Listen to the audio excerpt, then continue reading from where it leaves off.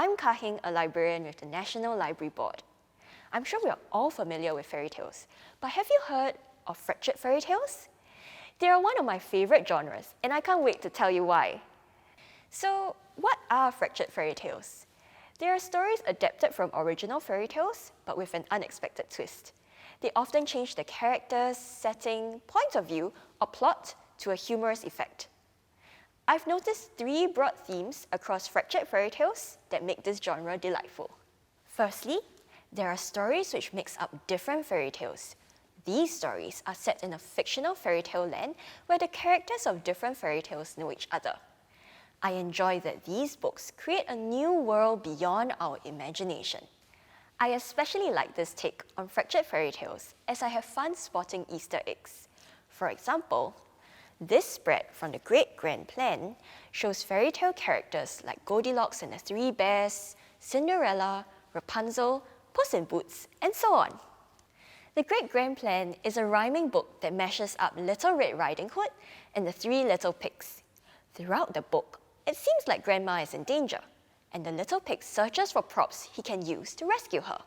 However, as he buys and wears those props, he ends up looking more and more like Grandma.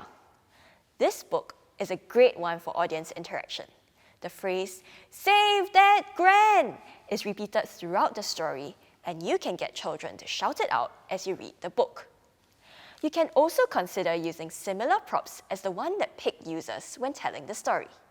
When I tell the story, I use a ball of twine as wool, a shawl, and a pair of sunglasses.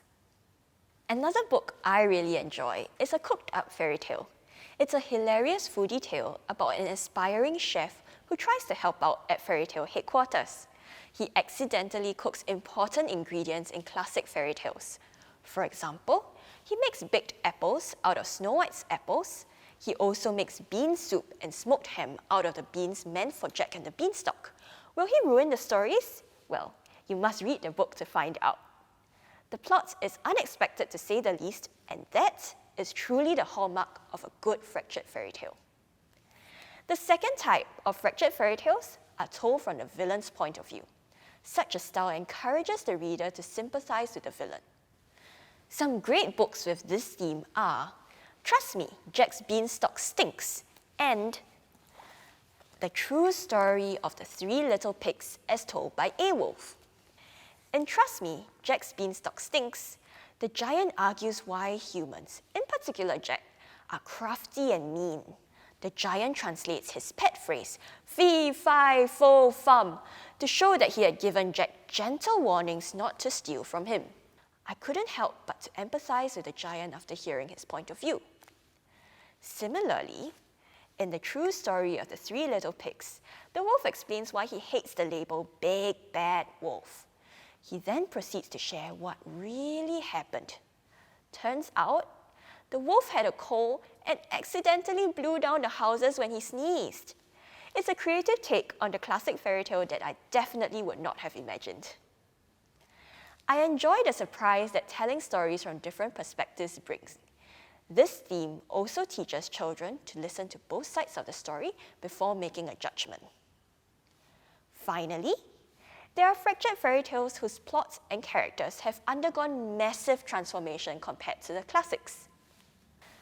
Hansel and Gretel Ninja Chicks is set in Japan. Hansel and Gretel are now jiu-jitsu trained chicks who are using martial arts to save their parents. If they do not save them, they'll be turned into teriyaki chicken.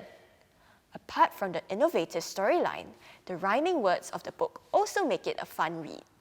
Finally, we have Goldilocks and the Three Dinosaurs. It's a humorous tale of how Goldilocks discovers she's in the wrong story.